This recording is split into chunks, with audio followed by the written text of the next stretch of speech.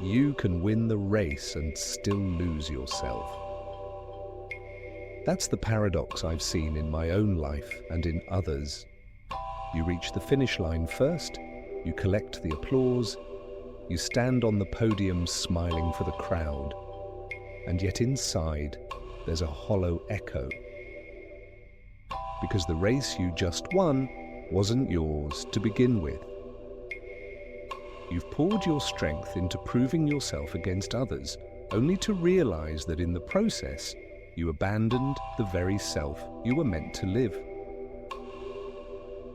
The sting of comparison is sharp. It cuts without warning. You can be content one moment, grateful even, and then someone else walks past with a brighter smile, a newer achievement, a story that seems larger. Suddenly, your own life feels diminished, not because it changed, but because you looked sideways. I've known this ache in small and humiliating ways. I remember leaving a gathering once feeling content, only to scroll through a friend's announcement later that evening, a promotion, a milestone, a picture-perfect family. The gratitude I had felt earlier vanished in a second. Nothing in my life had changed, only my gaze had. Stephen carries this wound deeply. I work, I sacrifice, I carry. But then I see others free, traveling, laughing, and I feel unseen in what I've given. Angela reflects the same ache from another angle.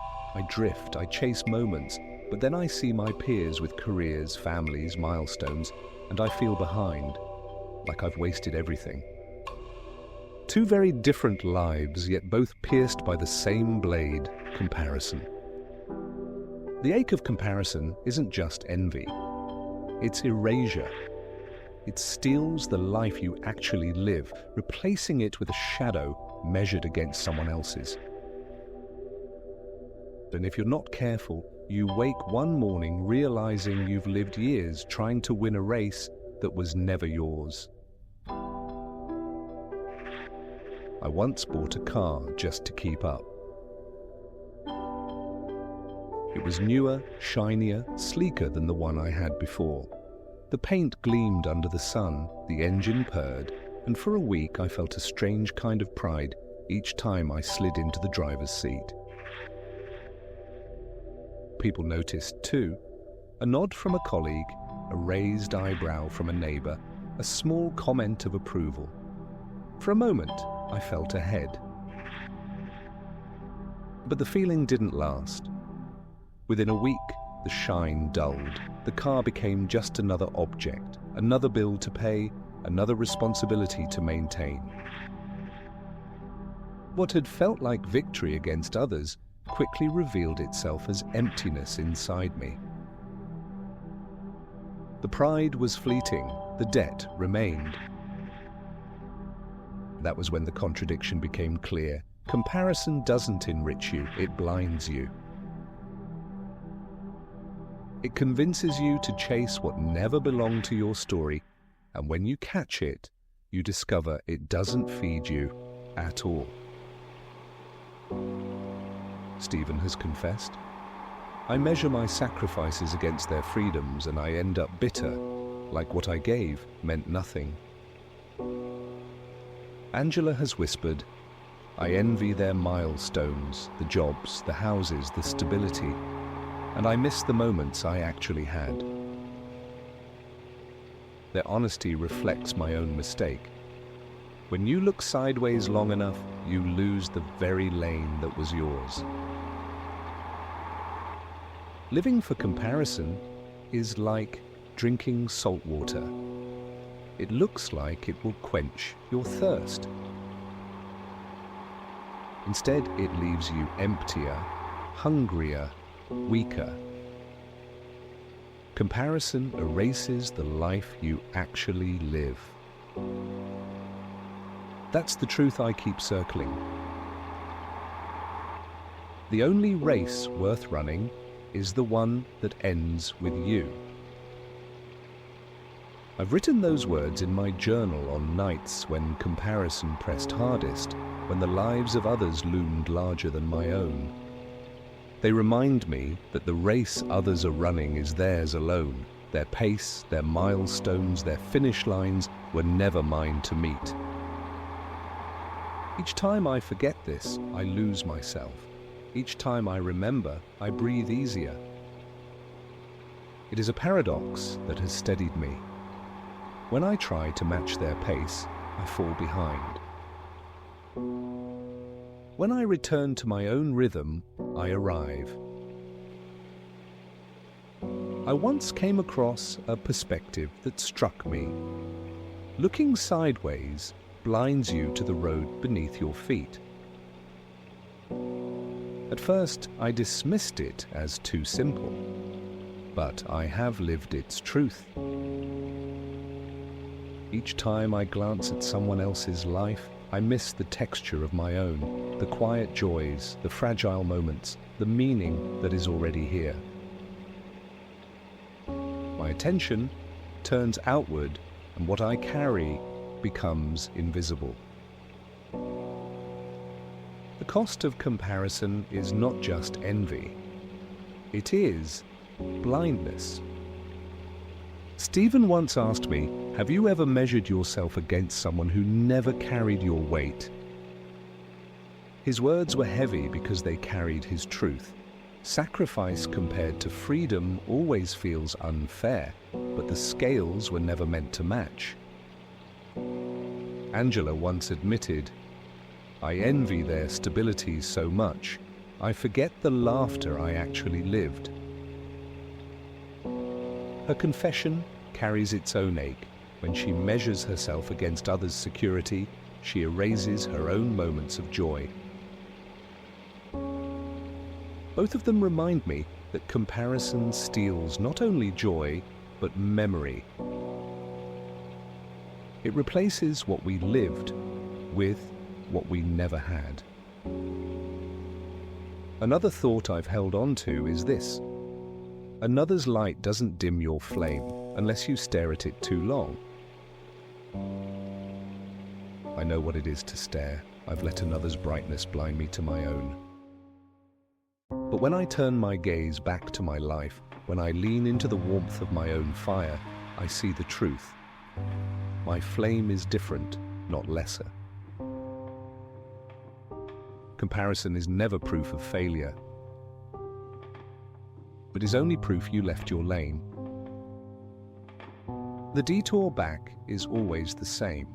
Return your eyes to your own road, step into your own rhythm, remember the pace of your own breath.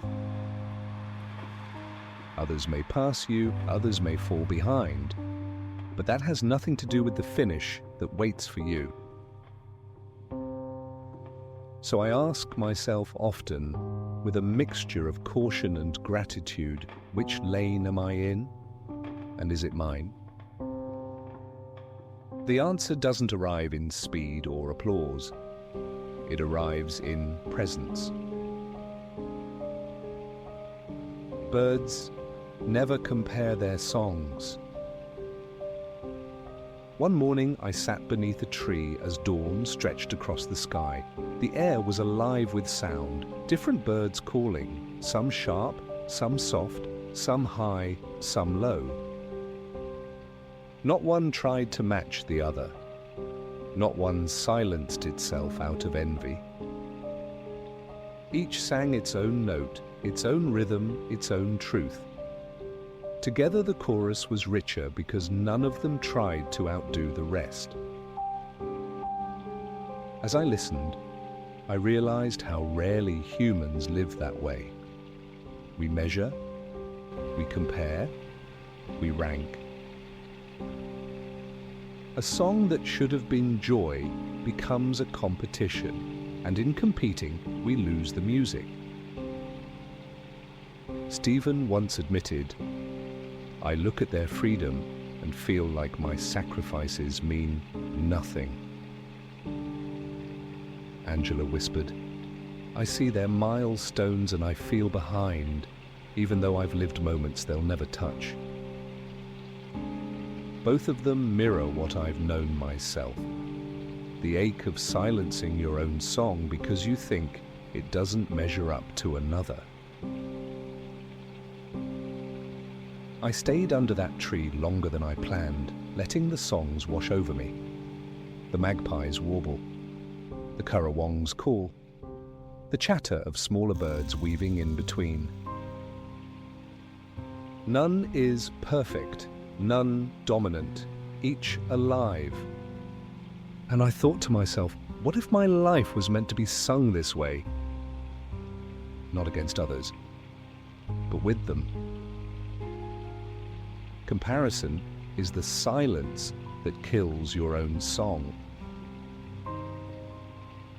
Presence is the courage to sing anyway. Comparison erases the life you actually live. Stephen's words echo, "I've measured my whole life against others who never carried what I've carried." Angela's words follow close. "I envy their roads so much I forget the one I'm on." Their honesty reminds me of my own wasted hours, scrolling, measuring, resenting, diminishing myself. All because I forgot that the only race worth running is the one that ends with me. I've carried this lesson slowly. There were years I believed comparison was motivation, a way to push myself further. But I see now it was theft. It stole gratitude, it stole presence, it stole the quiet beauty of what was already in my hands.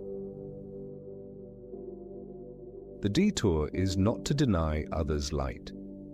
It is to refuse to stare at it until you go blind.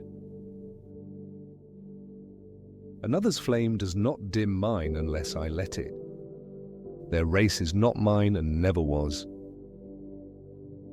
I once wrote, "Comparison isn't proof of failure, it's proof you left your lane." Each time I read those words, I return to myself. My steps, my story, my song. So I ask myself often, am I staring sideways or am I walking my road? And if I'm staring, what might I notice if I finally turned my eyes forward again? Their race isn't yours, and never was. The truth settles with me tonight as I sit in the quiet. I think of the shiny car I once bought, the fleeting pride gone in a week. I think of the birds singing their own songs without care for comparison. I think of Stephen feeling unseen in his sacrifices and Angela feeling behind in her drifting. Their voices remind me of my own, the ache of measuring life against others, and the relief of returning to my lane. In my pocket, I carry a stone, etched in memory with the words, "Stay in your lane." The road lies steady, marked only by the lines that keep me moving forward. For years, I thought those lines were fences, limits keeping me small. Now I see them differently. They are reminders, stay with what is mine. The race I was given is not theirs. My milestones are not theirs. The road that holds me does not need to hold anyone else. The ache of comparison will still return. I know it. There will be mornings when I scroll through faces and stories, measuring my worth against the fragments others choose to show. There will be afternoons when I weigh my sacrifices against another's freedom and feel cheated. There will be evenings when envy steals the softness from gratitude and makes the life I have look hollow. That ache is real, but when it rises, I pause. I remind myself. Looking sideways blinds me to the ground beneath my feet. I think of birds I once watched scattered across a gum tree. Each sang its own song. None of them drowned the other. None of them tried to outdo the next. They simply sang, and the harmony came from difference, not competition. Comparison would have silenced them. Attention kept them alive. The bend ahead is mine to take. I cannot see what waits, but I don't need to. Another's road will never carry me home. Only this one will. So I breathe into the quiet and whisper. Maybe my task is not to run faster, not to chase another's light, but simply to sing the song that belongs to me. And maybe the only victory worth having is to live, the race that ends with me.